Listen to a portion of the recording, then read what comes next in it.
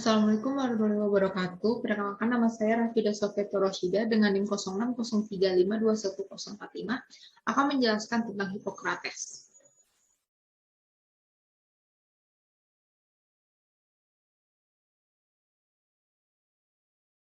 Hippocrates lahir di Pulau Aegea, Kos sekitar pertengahan abad ke-5 sebelum Masehi. Dengan sedikit pengetahuan tentang pengalaman hidupnya, sejarawan mengadakan biografi yang ditulis sekitar 500 tahun setelah kematiannya oleh dokter Yunani lainnya, Soranus, yang diambil dari legenda dan kumpulan tulisan medis yang biasa disebut Corpus Hippocrates. Nama resminya adalah Hippocrates Asclepiades yang berarti keturunan dewa dokter, Asclepios. Terlahir dalam keluarga kaya, putra Praxtea dan Herakleides, Hippocrates kemungkinan besar diberi pendidikan yang solid dalam mata pelajaran dasar. Dia melanjutkan ke sekolah menengah formal sebelum belajar kedokteran dari ayahnya dan dokter lain Heridius. Sejarawan percaya Hippocrates melakukan perjalanan ke seluruh daratan Yunani dan mungkin Libya dan Mesir berlatih kedokteran.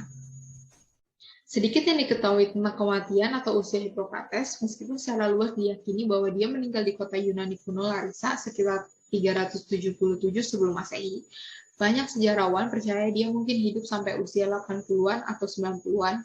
Apa yang diketahui adalah bahwa ia memberikan kontribusi besar pada kedokteran dan menetapkan standar untuk praktik etis. Aizid juga menjelaskan bahwa Hippocrates disebut juga bapak ilmu kedokteran modern. Ia adalah tokoh kedokteran dan filsafat Yunani yang dianggap dengan mengeluarkan diagnosis secara sistematis pada pasien, mempelajari penyakit, dan melakukan pengobatan dengan metode empiris dan rasional. Dengan demikian, Hippocrates-lah yang telah membedakan antara penyakit yang bukan disebabkan oleh kutukan atau hukuman dari dewa atau kekuatan lainnya. Akan tetapi, di dalam proses pengobatannya, ia selalu memperhatikan aspek agama. Hippocrates pernah mengungkapkan ilmu kedokteran adalah ilmu yang mulia. Oleh karena itu, hanya orang-orang yang sanggup menjunjung tinggi kehormatan diri. Pada abad ke-5 sebelum Masehi, Hippocrates percaya bahwa 4 elemen alam, tanah, air, angin, dan api, adalah dalam proporsi tidak hanya di dunia, tetapi juga ada di dalam tubuh manusia, dan sesuai dengan fungsi tertentu. Bumi kering dan dingin, sesuai dengan empedu hitam, airnya basah dan dingin melambangkan dahak, udara basah dan hangat sesuai dengan darahnya, api kering dan hangat sesuai dengan empedu kuning. Ketika dalam harmoni, manusia adalah individu yang sangat harmonis. Namun pada umumnya salah satu dari 4 unsur alam mendominasi dan memengaruhi karakter, kesehatan, dan bentuk tubuh. Dengan demikian muncul 4 tipe orang. Bumi, yaitu empedu hitam membentuk melankolis, air, yaitu dahak yang apatis, udara, yaitu darah yang berdarah, api, empedu kuning, yaitu koleres. Jadi, menurut Hippocrates, bumi adalah si melankolis, memiliki kecenderungan untuk sedih dan tertekan karena hambatan sekecil apapun yang dimilikinya. Air adalah orang pragmatis, biasanya apatis, tenang, dan umumnya tertutup. Udara adalah orang berdarah optimis, cerdas, serta hampir tidak merusak suasana hatinya. Sedangkan api adalah orang yang mudah tersinggung dan dinamis. Teori mereka ini menginspirasi penelitian modern dalam mencari sumber variasi biokimia dalam kepribadian dan perilaku manusia.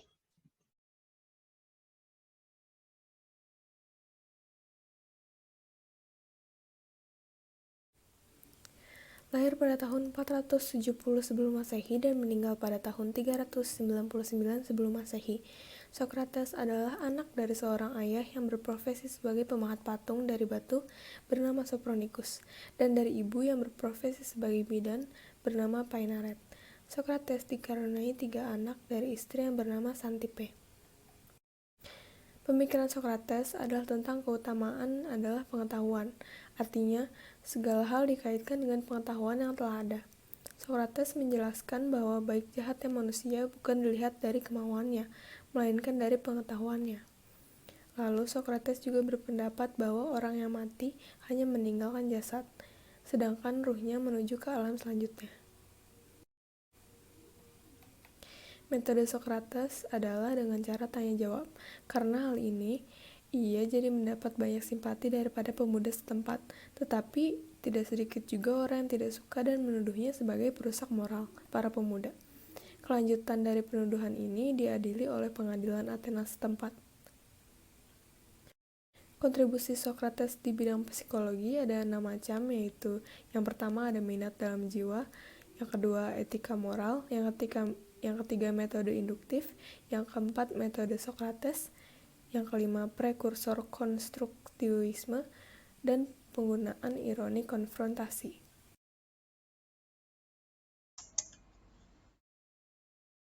Riwayat hidup. Thales seorang filsuf yang lahir antara tahun 624 sampai 625 sebelum Masehi dan meninggal sekitar tahun 547 sampai 546 sebelum Masehi. Thales adalah seorang saudagar yang sering berlayar ke Mesir. Di Mesir, Thales mempelajari ilmu ukur dan membawanya ke Yunani. Thales menjadi seorang pertama yang berpikir tentang tidak ada hubungan mitos-mitos semata, tetapi ia menghubungkan dengan rasio manusia. Thales dikatakan dapat mengukur piramida dari bayangannya saja. Selain itu, ia juga dapat mengukur jauhnya kapal di laut dari pantai. Thales menjadi terkenal setelah berhasil memprediksi terjadinya gerhana matahari pada tanggal 28 Mei tahun 585 sebelum Masehi. Thales dapat melakukan prediksi tersebut karena ia mempelajari catatan-catatan astronomis yang ia dapatkan di Babilonia sejak tahun 747 sebelum Masehi. Ajaran. Sebenarnya Thales tidak menuliskan pikiran-pikirannya dan tidak ada kesaksian apapun. Aristoteles menjadi sumber utama untuk pengetahuan kita mengenai ajaran Thales. Aristoteles mengatakan bahwa Thales termasuk filsuf yang mencari arke, asas dan prinsip alam semesta. Pemikiran. Beberapa hubungan Thales dengan psikologi.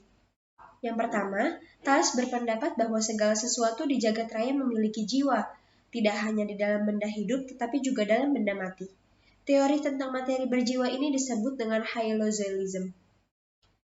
Yang kedua, air adalah prinsip dasar segala sesuatu, karena Thales menganggap bahwa air mempunyai berbagai bentuk seperti cair, beku, dan uap.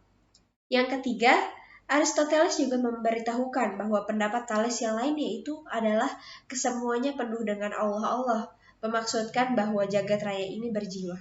Saya Nur Aini dengan NIM 0603521042. Saya akan menjelaskan salah satu tokoh filsafat Yunani, yaitu Plato. Plato merupakan salah satu filsuf yang terlahir di Athena pada tahun 427 sebelum Masehi dan ia meninggal pada tahun 347 sebelum Masehi di usia 80 tahun. Nama asli Plato yang sebenarnya adalah Aristokles. Nama tersebut diberi oleh guru pelatih senamnya. Plato juga terlahir di kalangan keluarga terhormat. Ayahnya Ariston disebut-sebut sebagai titisan dari dewa Poseidon. Dan Plato juga menjadi murid Sokrates yang dapat memberikan kepuasan sepenuhnya pada hasratnya terhadap pengetahuan dan kebijaksanaan. Di samping itu, Plato juga mempunyai perasaan kepenyairan selatan. Dasar pemikiran Plato. Gaya berpikir Plato ia peroleh dari guru-guru filsafatnya, khususnya adalah Sokrates. Sokrates merupakan guru yang sangat dikagumi oleh Plato. Sokrates mengajarkan kepada Plato tentang nilai-nilai kesusilaan yang menjadi norma-norma dalam diri dan kehidupan manusia. Adapun beberapa pemikiran Plato, yang pertama adalah tentang manusia. Ajaran Plato ini tidak lekang dari dualisme dan idealismenya. Plato memandang bahwa manusia itu terdiri dari atas roh dan badan. Yang kedua adalah tentang ide. Ide ini adalah suatu ajaran yang sangat sulit dipahami karena pahamnya tentang ide ini bagi teori logika, kemudian meluas menjadi pandangan hidup, menjadi dasar umum bagi ilmu dan politik sosial serta mencakup pandangan agama. Yang ketiga adalah tentang etika. Tujuannya untuk mencapai budi baik, menyempurnakan pengetahuan dengan pengertian. Tujuan hidup ialah mencapai kesenangan hidup. Yang dimaksud dengan kesenangan hidup itu bukanlah memuaskan hawa nafsu di dunia saja, tetapi kesenangan hidup yang diperoleh dengan pengetahuan.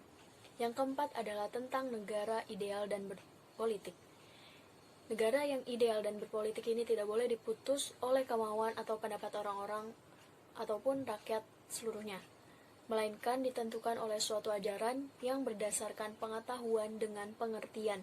Dan dari ajaran itu muncullah keyakinan bahwa pemerintah harus dipimpin oleh ide yang tertinggi, yaitu ide kebaikan. Pandangan Plato tentang manusia. Dasar manusia menurut Plato adalah jiwa dan raga, dan manusia adalah makhluk yang ganda. Bagi Plato, yang disebut manusia atau pribadi adalah jiwa sendiri, sedangkan badan menurut Plato dianggap sebagai alat yang berguna sewaktu masih hidup di dunia ini. Nama saya Nur Maulidia dengan nomor induk mahasiswa 0603521041. Saya akan menjelaskan salah satu tokoh filsafat Yunani yang bernama Aristoteles. Aristoteles merupakan salah satu murid Plato dan guru dari Alexander Agung. Beliau lahir pada tahun 384 sebelum Masehi di Stagirus atau Stagira Yunani. Dan beliau wafat pada 322 sebelum Masehi. Aristoteles dikenal sebagai bapak logika. Ia termasuk 3 orang paling berpengaruh di pemikiran dunia barat. Ayahnya bernama Nikomachus, ia adalah seorang tabib pribadi kerajaan di Makedonia dan juga anggota serikat kerja di Medik, Sons of Aesculapius. Saat berusia 17 tahun, ayahnya mengirimnya ke Akademi Plato di Athena. Aristoteles belajar selama 20 tahun di akademi hingga Plato meninggal dunia pada tahun 347 sebelum Masehi. Setelah kepergian sang guru, ia meninggalkan Athena dan mempelajari banyak ilmu pengetahuan selama 12 tahun. Setelah itu ia kembali ke Athena dan membangun akademinya sendiri yang diberi nama dengan Lyceum. Aristoteles banyak melakukan riset di berbagai bidang yang berperan penting hingga kini seperti biologi, botani, zoologi, fisiologi, astronomi, dan lain sebagainya. Filsafat Aristoteles berkembang dalam 3 tahapan, yaitu saat ia belajar di Akademi Plato, lalu saat dia mengungsi, dan saat dia memimpin akademinya sendiri. Beliau sangat menekankan empirisme di setiap pengetahuan atas dasar pengamatan dan penglihatan.